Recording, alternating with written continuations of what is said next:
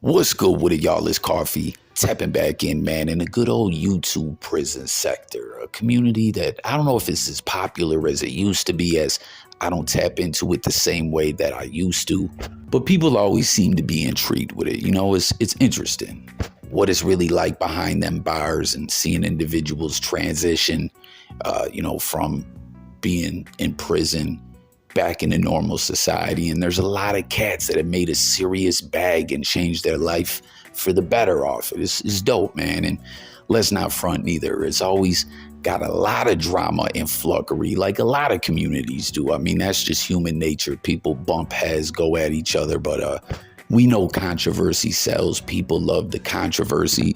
And that sector was never short of it, right? People, hey, your prison ish you're saying ain't official, or this dude's capping, or whatever the case may be. No, I don't know. Like, I myself, I never been to prison. Like I always tell everyone, I'm a square. I'm snitching, man. I'm calling 5-0. I want no smoke.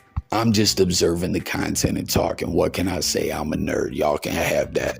But like I said, man, the drama's nothing new. It's always going on. But I saw some ish as of late that I was like, could this really be what it is? Please say it ain't so, man. You know, because to just keep it short and simple, I thought it was whack city, man. And what's going on is this dude, Jumpsuitpablo, who is, had much success, man. I first came aware of him because of that viral, and a lot of people, I'm sure, who might not even know who the dude is or watch that content would know who he is.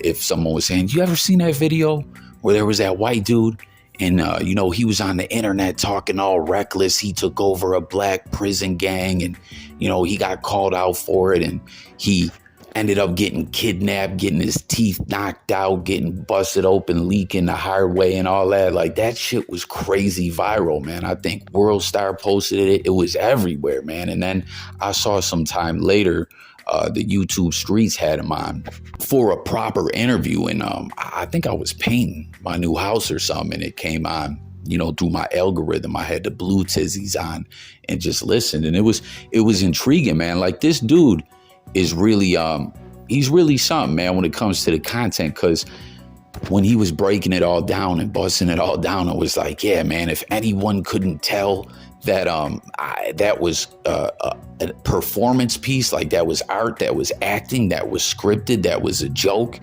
they ain't a real fan or whatever. And it made sense to me because, like I said, I had only seen those clips or whatever. I had seen him pop up on some other videos, but I wasn't really familiar with the dude. But he said, like, would anyone think that I would really say, I'm gonna put out snacks and refreshments for the fellows at a gang summit?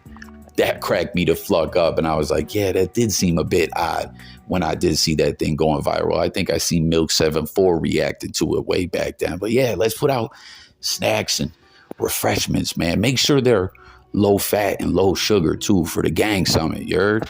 But when I saw him talk more about this and the content and everything, or heard it, I had the blue tizzies on with the YouTube Streets interview, I was like, yo, this guy is that was some for real acting. Like, I believed that character. When I heard it, I said, yeah, that did sound crazy when I heard it originally about the snacks and all that. But I really believed the dude that he was portraying was the dude that would say some ish like that. Like, he played that character perfectly.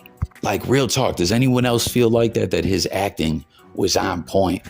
Maybe the guy never even went to prison. Maybe he was away in acting school. Nah, I'm just joking. But he did good-ish. It was dope, and it makes sense it went viral the way it did. I heard his whole method to his madness too when he broke it down on that interview of all the things he thought to put together to make that skit out. And it was impressive. Like, this dude has a creative mind and everything.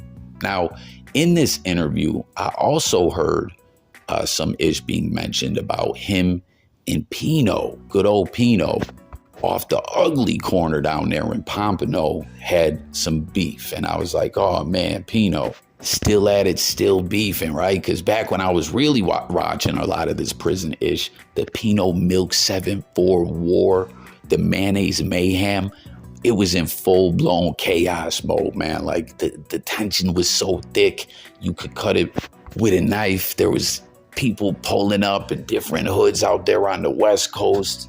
You guys remember that too back then when the Wicked Moustein did that goofball ass fake pull up? Like, who believed that? But it was just wild, man. Like, it was heated. It got covered on No Jumper. It felt like bodies could have dropped any day, any moment. Like, yo, this ish is serious out here. And I'm like, damn, this man and Penino are beefing. Like, what's really good with this? And I heard them elaborating everything on it about it was YouTube shorts or TikTok stuff, you know, business videos coming from prison and individuals reacting to them and logos being put on videos or not. And at the end of the day, to keep it real, to me, it sounded just like a misunderstanding is what it seemed like to me. I could be wrong. Someone tap in, comment if I'm wrong, right? Or fill me in on this all. What I'm getting at is I don't know if, you know how it is in the blogosphere. People react to ish and a lot of stuff that's in the same type of content space. People are going to react to the same stuff, you know? So it just seemed like a misunderstanding, but I see this post now just the other day as I am now subbed up to the Jumpsuit Pablo guy. And he put up saying, a rival prison YouTuber just filed 10 false copyright claims against me, hoping to get my channel taken down. I just got confirmation from a YouTube agent that none of them will be accepted. Nice try. Jealousy is never a good look. Now, as you can see in the comment there that pops up without delving all the way into the comment thread, you see him saying like, oh, it's not this guy. I will say that. Like, he's not really trying to name names, but he's mentioning that it's not a few different individuals. And it was like no sooner after I saw this, I couldn't find it now, but I saw a YouTube Streets video where they were talking about this, titled, you know, Penino tries to strike Jumpsuit Pablo's channel, which I already was thinking from what I was talking about. I heard on the interview that they did with him, and I'm like, nah, man, come on. Like, say it ain't so. Don't do this. Like, I'm not trying to take a shot at Penino or diss him or nothing like that, but don't do that. That's whack, right? Like Penino, why would you do that? You know, like, say it ain't so. I mean, everyone out there, whether you're a big platform, a small platform, whatever the case may be, to just strike someone's ish down and try to strike it down on that level too, where you're trying to put him in the dirt with 3 of them just right off the jump off and body him. Like, why? You know what I mean? Like, to me, that's just so foul and flucked up at the end of the day. And then also take into account that I believe, and shout out to Penino, like, I see you're having much success. Your numbers are up. What is he at, like 300,000 subs or something like that? You're doing more content now and getting interviews. Like, the numbers is going good, and you're doing these live streams covering everything that's going down. Like, that's dope. Good for you. You know, like, why you want to, you know, strike the next man's ish down and, you know, cut out a way he's trying to get to a bag and take care of himself and his family just like you.